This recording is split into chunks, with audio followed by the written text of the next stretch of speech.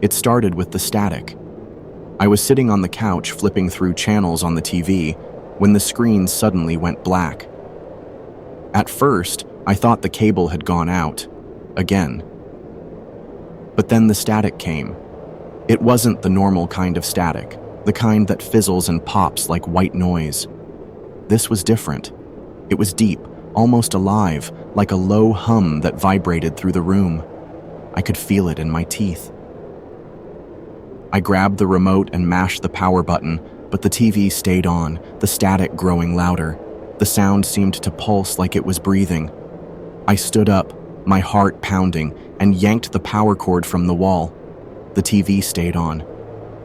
That's when I heard the voice. It was faint at first, barely audible over the static. A woman's voice, calm and measured, repeating the same phrase over and over. Do not look outside. Do not open the windows. Do not look outside. I froze. The voice wasn't coming from the TV. It was coming from everywhere. The walls, the ceiling, the air itself. It was as if the house had started speaking.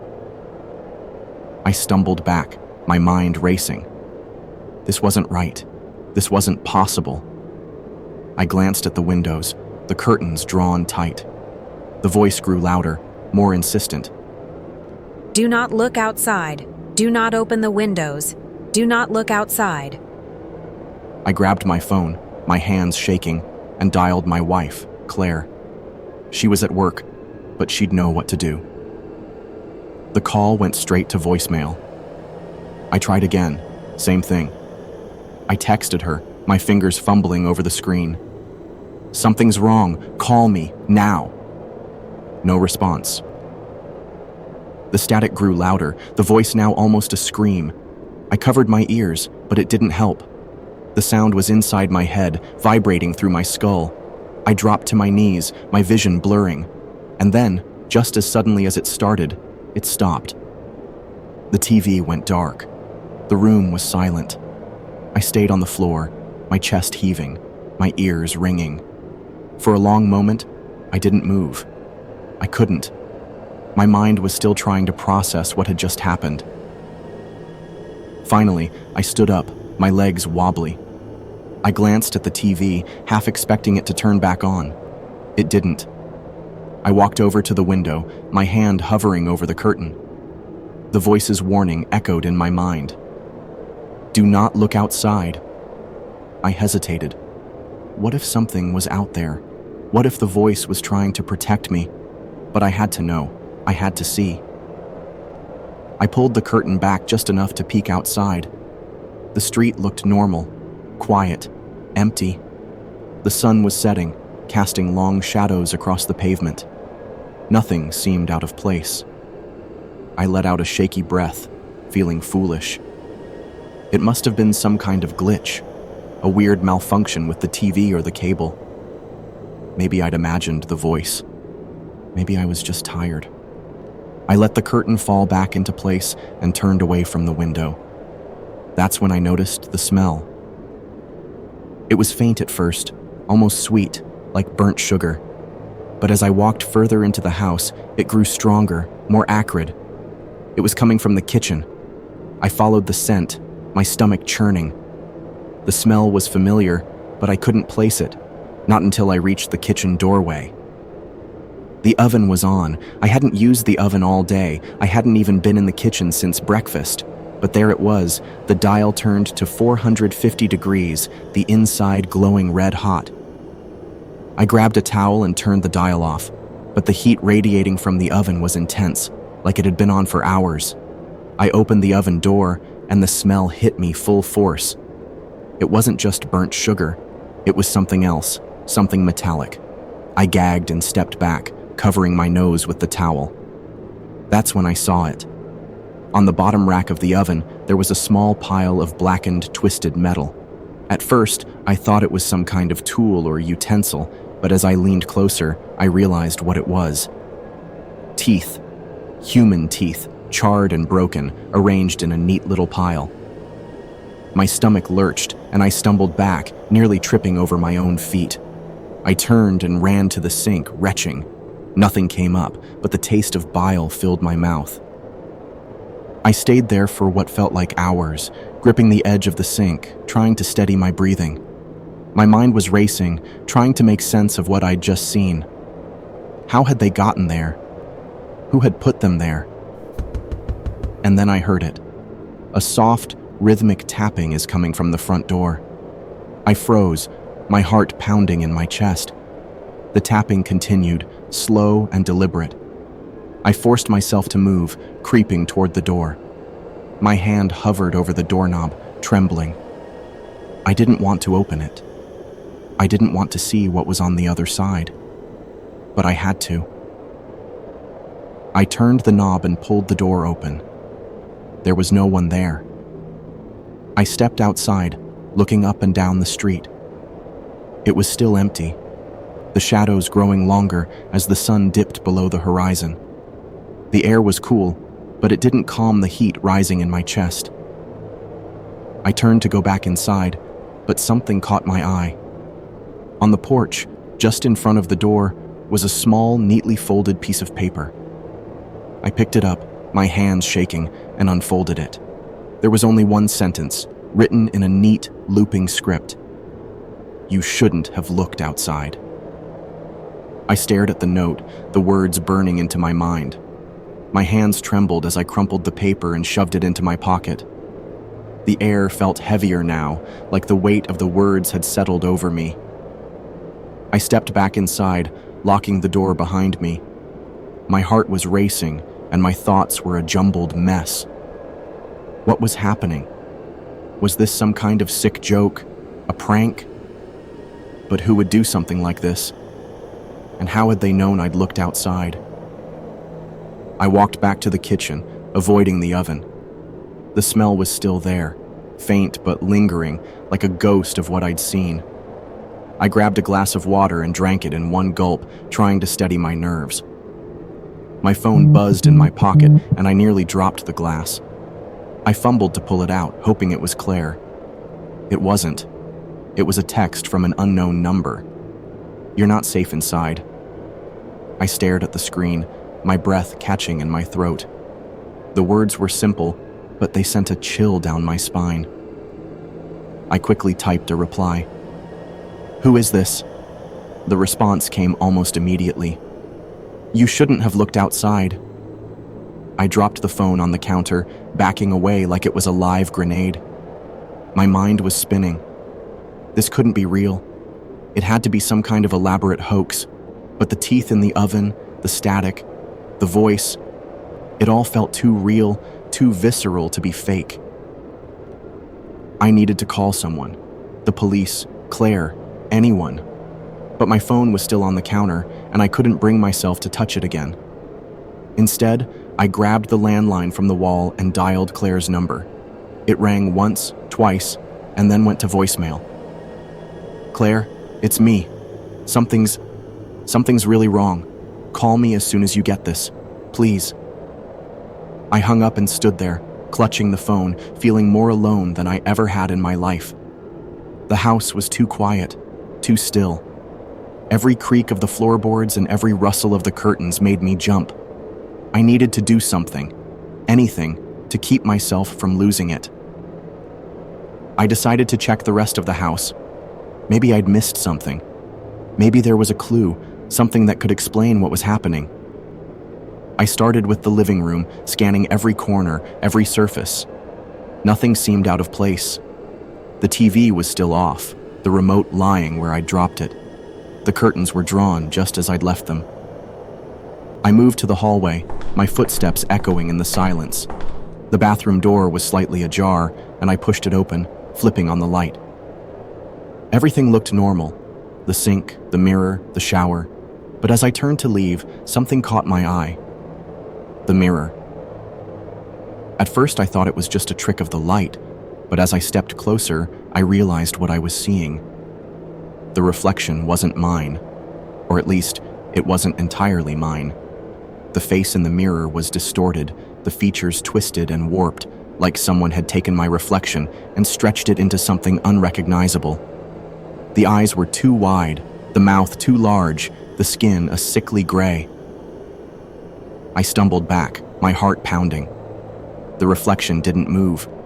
It just stared at me, its grotesque face frozen in a silent scream. I turned and ran out of the bathroom, slamming the door behind me. I leaned against the wall, trying to catch my breath, trying to convince myself that I hadn't just seen what I thought I'd seen, but I knew I had. I needed to get out of the house. I couldn't stay here, not with whatever that was. I grabbed my keys from the hook by the door and yanked it open. The cool night air hit me like a slap, and I took a deep breath, trying to steady myself. The street was still empty, the streetlights casting long shadows across the pavement. I started walking, not sure where I was going, just knowing I needed to get away.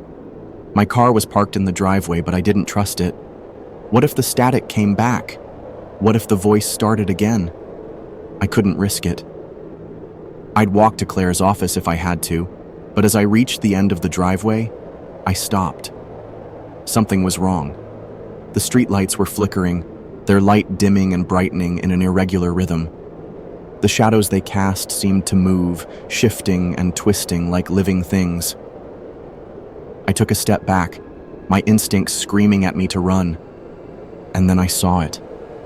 At the end of the street, just beyond the reach of the flickering light, there was a figure. It was tall and thin, its limbs too long, its movements too fluid. It was standing perfectly still, facing me, but I couldn't make out its features. It was like it was made of shadow, a living void that absorbed the light around it. I froze, my breath caught in my throat. The figure didn't move, it just stood there watching me. I wanted to run, to scream, to do anything, but I couldn't. I was rooted to the spot, my body refusing to obey my brain's frantic commands. And then it started moving. It didn't walk. It glided, its feet not touching the ground, its body moving with an unnatural grace. It was coming toward me, and I still couldn't move. My heart was pounding so hard I thought it might burst, and my vision was starting to blur. I could feel the fear rising in my chest, threatening to overwhelm me. Just as the figure reached the edge of the light, the streetlights went out. The darkness was absolute, like a blanket had been thrown over the world. I couldn't see anything, not even my own hands in front of my face. I could hear my own breathing, ragged and shallow, and the sound of my heartbeat pounding in my ears. And then I heard it. A whisper, so faint I almost missed it. You shouldn't have looked outside. The voice was right next to me, so close I could feel the breath on my ear. I screamed and stumbled back, tripping over my own feet and falling to the ground. I scrambled to my feet, my hands flailing in the darkness, and ran. I didn't know where I was going. I just ran, my feet pounding against the pavement, my breath coming in short, panicked gasps. The darkness was everywhere, pressing in on me from all sides, and I could feel something chasing me, something just behind me, something I couldn't see. I turned a corner, my legs burning, my lungs screaming for air. The streetlights were still out, but I could see a faint glow up ahead. It was a house, its windows lit from within, a beacon in the darkness. I ran toward it, my legs giving out just as I reached the porch. I collapsed on the steps, my body shaking, my mind a whirlwind of fear and confusion. I could still hear the whisper in my ear, still feel the presence behind me. I didn't know if I was safe here, but I didn't have the strength to move. The door opened, and a woman's voice called out, "Are you okay?" I looked up, my vision swimming, and saw a woman standing in the doorway. She was holding a flashlight, her face etched with concern. I tried to speak, but the words wouldn't come. My throat was dry, my voice gone. She knelt down beside me, her hand on my shoulder. "It's okay," she said. "You're safe now." But as I looked past her, into the house, I saw something that made my blood run cold. The windows were covered with thick black curtains, and the walls were lined with mirrors. Every single one of them was shattered. The woman helped me to my feet, her grip firm but gentle. Her face was kind, but there was something in her eyes, a flicker of fear, or maybe recognition, that made me uneasy. She led me inside, closing the door behind us and locking it with a series of bolts and chains. The sound of each lock clicking into place should have been comforting, but it only made me feel more trapped. The house was dimly lit, the only light coming from a few scattered lamps. The air was thick with the scent of incense, something earthy and sharp that made my nose itch. The walls were covered in mirrors, just as I'd seen from the porch, but every one of them was cracked or shattered. Shards of glass littered the floor, catching the light and scattering it in jagged patterns. "Sit down," the woman said, guiding me to a worn-out armchair in the corner of the room. "I'll get you some water." I sank into the chair, my legs still trembling. My mind was a whirlwind of questions, but I couldn't seem to form any of them into words. I just stared at the broken mirrors, their fractured surfaces reflecting distorted fragments of the room. The woman returned with a glass of water and handed it to me. I drank it greedily, the cool liquid soothing my parched throat. She sat down across from me, her hands folded in her lap, watching me with a calm intensity. "My name is Evelyn," she said. "What's yours?" "Alex," I managed to croak out. "Alex Carter." Evelyn nodded, as if the name meant something to her. "You're not the first to come here, Alex," she said. "I've seen others like you, running from whatever it is out there." "What is out there?" I asked, my voice trembling. "What's happening?" Evelyn hesitated, her eyes darting to the windows. The curtains were drawn tight, but I could see the faint glow of the streetlights outside, flickering like they had before. She leaned forward, her voice dropping to a whisper. "It's the shadows," she said. "They've been here for as long as I can remember. Most people don't see them. They go about their lives, never knowing what's lurking just beyond the edge of the light. But sometimes they notice. And when they do, the shadows notice them too." I felt a chill run down my spine. "What do they want?" Evelyn shook her head. "I don't know. No one does. But they're drawn to fear, to weakness. They feed on it. And once they've found you, they don't let go." I thought about the figure I'd seen on the street, the way it had glided toward me, the way the darkness had swallowed everything. "How do you stop them?" I asked. Evelyn's expression darkened. "You can't. Not really. All you can do is hide. Stay out of the dark. Stay away from mirrors. And whatever you do, don't look outside." Her words echoed the warning from the note, the voice in my ear. I felt a surge of panic rising in my chest. "But I did," I said. "I looked outside. And now they're after me." Evelyn's eyes softened, and she reached out, placing a hand on mine. "You're safe here," she said. "For now. But you can't stay forever. Eventually, they'll find a way in. They always do." I swallowed hard, my mind racing. "What happens then?" Evelyn didn't answer. Instead, she stood up and walked over to one of the shattered mirrors. She ran her fingers along the cracks, her expression distant. "The mirrors," she said. "They're the key. The shadows can't cross them, not when they're whole. But once they're broken, the shadows can get through." I stared at the mirrors, their jagged edges glinting in the dim light. "Why do you have so many of them?" I asked. Evelyn turned to look at me, her eyes filled with a strange mix of sorrow and determination. "Because I'm trying to stop them," she said. "I've been trying for years, but every time I think I've found a way, they find a way around it. They're always one step ahead." I felt a surge of hopelessness. If Evelyn, who had been fighting the shadows for years, couldn't stop them, what chance did I have? I looked down at my hands, still trembling, and noticed something I hadn't before. There was a mark on my palm, a faint, jagged line that looked like a scar, but I didn't remember getting it. I ran my fingers over it, feeling the raised skin, and a sudden wave of dizziness washed over me. Alex? Evelyn's voice sounded distant, like she was speaking from the other end of a long tunnel. Are you okay? I tried to answer, but the words wouldn't come. My vision blurred, and the room seemed to tilt around me. I could hear Evelyn calling my name, but her voice was drowned out by a low, insistent hum like the static from the TV. And then I saw it. In the shattered mirror across the room, my reflection wasn't mine.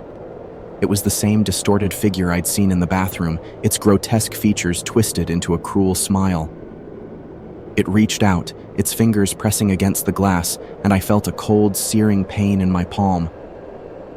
I screamed and jerked my hand away, but the mark on my palm was glowing now, a faint, sickly light that pulsed in time with the hum. Evelyn was beside me, her hands on my shoulders, trying to steady me, but I couldn't focus on her. All I could see was the reflection in the mirror, its eyes locked on mine. It's too late, Evelyn whispered, her voice filled with despair. They've marked you. I looked down at my palm, the glow fading but the mark still there, a jagged line that seemed to pulse with a life of its own. What does that mean? I asked, my voice barely above a whisper. Evelyn didn't answer. Instead, she walked over to the window and pulled back the curtain just enough to peek outside. The streetlights were still flickering, and the shadows were moving, shifting, and twisting like they were alive. It means they're coming, she said, and there's nothing we can do to stop them. The room felt colder now, the air heavy with an unspoken dread. Evelyn stood by the window, her back to me, her shoulders tense.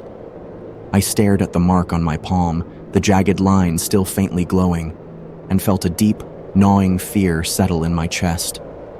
Whatever this mark was, it wasn't just a scar. It was a warning, or maybe a curse. What do we do? I asked, my voice trembling. If they're coming, we can't just sit here and wait for them. Evelyn turned to face me, her expression grim. We don't have many options, she said. The shadows are relentless. Once they've marked you, they won't stop until they've taken you. Taken me? I repeated, my stomach churning. What does that mean? What do they want with me? Evelyn hesitated, her eyes flicking to the shattered mirrors around the room. They want to pull you into their world, she said. A world of darkness, where there's no light, no hope, no escape. Once you're there, you're theirs forever. I felt a cold sweat break out on my forehead. How do we stop them? I asked, desperation creeping into my voice. There has to be something we can do. Evelyn walked over to a small table in the corner of the room and picked up a piece of broken mirror. She held it up, the jagged edges catching the light. The mirrors are the key, she said. They're the only thing that can hold the shadows back. But they have to be whole. Once they're broken, the shadows can get through. I thought about the mirrors in my house, the ones that had shattered on their own. What if we fix them? I asked. What if we put them back together? Evelyn shook her head. It's not that simple. The mirrors have to be whole in every sense, physically and spiritually. They have to be pure. And once they're broken, that purity is lost. I felt a surge of frustration. So what are we supposed to do? Just sit here and wait for them to come? Evelyn's eyes hardened, and she stepped closer to me, her voice low and urgent. No, she said. We fight. But we have to be smart about it. We can't just run blindly into the dark. We need a plan. She walked over to a cabinet on the far wall and opened it, revealing a collection of strange objects. Candles, jars of herbs, pieces of polished glass, and what looked like small, intricately carved wooden figures. She began pulling items out and placing them on the table, her movements quick and precise. What are you doing? I asked, watching her with a mix of curiosity and unease. Preparing, she said. If we're going to stand a chance against the shadows, we need to be ready, and we need to act fast. She handed me a small round mirror, its surface smooth and unbroken. "Hold this," she said, "and whatever you do, don't let it go. It's one of the last whole mirrors I have. It might be the only thing that can protect you." I took the mirror, feeling its cool surface against my skin. It was heavier than I expected, and there was something about it, something almost alive, that made me uneasy. I clutched it tightly, my knuckles turning white. Evelyn lit a candle and placed it in the center of the table, then began arranging the other items around it in a careful pattern. She muttered something under her breath, words I couldn't understand, and the air in the room seemed to shift, growing heavier, more charged. "What are you doing?" I asked again, my voice barely above a whisper. "I'm creating a barrier," she said, "a shield of light and reflection. It won't hold them off forever, but it might buy us some time." I wanted to ask more questions, but before I could, the room was plunged into darkness. The candle had gone out, its flame snuffed out as if by an unseen hand. The only light came from the faint glow of the mark on my palm, casting eerie shadows on the walls. "They're here," Evelyn whispered, her voice filled with dread. I could feel them before I saw them, a cold, oppressive presence that seemed to fill the room, pressing in on me from all sides. The air grew thick, hard to breathe, and I could hear a low, guttural whispering, like voices speaking in a language I couldn't understand. And then I saw them. Shadows, darker than the darkness around them, began to seep into the room through the cracks in the walls, under the doors, and through the shattered mirrors. They moved like liquid, flowing and twisting, taking on shapes that were almost human, but not quite. Their eyes, if they could be called eyes, glowed with a faint, sickly light, fixed on me. I backed away, clutching the mirror to my chest, my heart pounding so hard I thought it might burst. Evelyn stood beside me, her hands raised, her lips moving in a silent chant. The air around her seemed to shimmer like a heat haze, and the shadows hesitated, as if repelled by an invisible force. But it didn't last. With a sudden, violent surge, the shadows lunged forward, breaking through Evelyn's barrier like it was nothing. She cried out, stumbling back, and I felt a cold, claw-like hand wrap around my arm, pulling me toward the darkness. I screamed, thrashing against the grip, but it was like trying to fight against water. The shadows were everywhere, surrounding me, pulling me down. I could feel their cold, slimy touch on my skin, their whispers in my ears, promising me things I didn't want to hear. And then, just as I thought it was over, the mirror in my hand began to glow. It started as a faint light, barely noticeable, but it grew brighter and brighter until it was almost blinding. The shadows recoiled, hissing and screeching, their forms writhing and twisting as if in pain. I held the mirror up, the light pouring out of it like a beacon, and the shadows began to retreat, slinking back into the darkness from which they'd come. For a moment, there was silence, and then the mirror shattered. The sound was deafening, like a gunshot in the quiet room. The pieces fell to the floor, scattering across the carpet, and the light was gone. The shadows surged forward again, more aggressive this time, their whispers turning to snarls. Evelyn grabbed my arm, pulling me toward the door. "Run!" she shouted. We burst out of the house and into the night, the cold air hitting me like a slap. The streetlights were still flickering, the shadows moving and twisting like living things.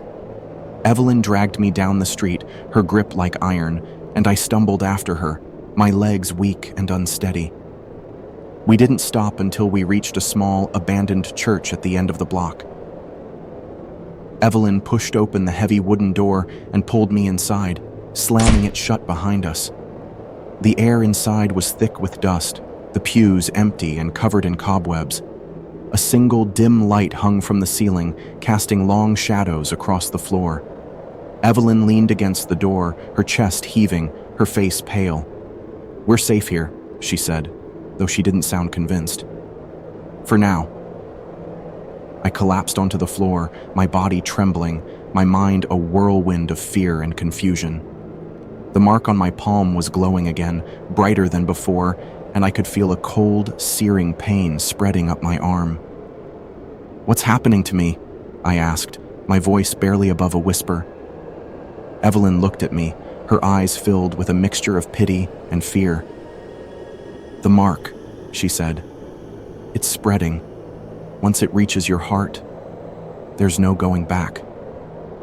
The pain in my arm was unbearable now, a cold, searing fire that spread like poison through my veins. I clutched my wrist, trying to slow the mark's advance, but it was no use. The jagged line crept upward, inch by inch, glowing faintly in the dim light of the church. My breath came in shallow gasps, and my vision blurred as the pain intensified. Evelyn knelt beside me, her hands trembling as she examined the mark. Her face was pale, her eyes wide with fear. "We're running out of time," she whispered. "Once it reaches your heart, there's nothing I can do to save you." "Save me from what?" I asked, my voice hoarse. "What happens when it reaches my heart?" Evelyn hesitated, her gaze flicking to the shadows that seemed to gather at the edges of the room. "You become one of them," she said, "a shadow, trapped in their world, forever." I felt a surge of panic, my mind racing. "There has to be something we can do," I said. "You said the mirrors are the key. Can't we use them? Can't we fix this?" Evelyn shook her head, her expression grim. "The mirrors are broken," she said, "and even if we had a whole one, it might not be enough. The mark, it's too strong." I looked down at my arm, the glow of the mark pulsing in time with my heartbeat. It was almost at my elbow now, the cold spreading further with every passing second. I could feel it, a presence in my mind, whispering to me, urging me to give in, to let go. "No," I said, clenching my fists. "I won't let them take me. There has to be another way." Evelyn stared at me for a long moment, her eyes searching mine. Then she stood up and walked over to the altar at the front of the church. She reached behind it and pulled out a small, ornate box, its surface covered in intricate carvings. She brought it back to me and opened it, revealing a single unbroken mirror inside. "This is the last one," she said, her voice trembling. "The last whole mirror I have. It's special, but using it comes at a cost." I stared at the mirror, its surface smooth and flawless, reflecting the dim light of the church. "What kind of cost?" I asked. Evelyn hesitated, her hands shaking as she held the box. "The mirror can trap the shadows," she said, "but it needs a vessel, someone to anchor them, to hold them back." I felt a cold knot of dread form in my stomach. "You mean someone has to stay behind?" Evelyn nodded, her eyes filled with sorrow. "Yes," she said, "someone has to stay here, in the church with the mirror, to keep the shadows contained, to keep them from escaping." I looked down at the mark on my arm, now creeping past my elbow. The pain was almost unbearable, and the whispers in my mind were growing louder, more insistent. I didn't have much time. "Do it," I said, my voice firm. "Use the mirror, trap them." Evelyn's eyes widened. "But if I do this, you'll be trapped here too, with them, forever." I shook my head. "No," I said, "not me. You." Evelyn stared at me, her face pale. "What?" "You've been fighting them for years," I said. "You know how they work. You're the only one who can hold them back. I can't do this. I don't have the strength." Evelyn's hands trembled as she held the box. "Alex, please," I said, my voice breaking. "I don't want to become one of them. I don't want to lose myself. Please, Evelyn, do this for me." For a long moment, Evelyn didn't move. Then, slowly, she nodded. "Okay," she whispered. "Okay." She placed the mirror on the floor in front of her and began to chant, her voice low and steady. The air in the church grew heavy, charged with energy, and the shadows at the edges of the room began to stir, their forms twisting and writhing. The mark on my arm flared, the pain intensifying, and I cried out, clutching my arm as the cold spread further. The whispers in my mind grew louder, more urgent, and I could feel the shadows pulling at me, trying to drag me into the darkness. Evelyn's chanting grew louder, her voice echoing through the church, and the mirror began to glow, its light piercing the darkness. The shadows recoiled, hissing and screeching, their forms dissolving as the light touched them. And then, with a final, deafening cry, the shadows were pulled into the mirror, their forms twisting and writhing as they were trapped within its surface. The light from the mirror flared, blindingly bright, and then faded, leaving the church in silence. I collapsed to the floor, my body trembling, the pain in my arm fading. The mark was still there, but it was faint now, its glow dimmed. I looked up at Evelyn, who stood over the mirror, her face pale, her eyes filled with sorrow. "It's done," she whispered. "They're trapped." I tried to speak, but my voice failed me. Evelyn knelt beside me, her hands trembling as she placed the mirror in my lap. "Take it," she said. "Keep it safe. As long as it remains unbroken, the shadows will be contained."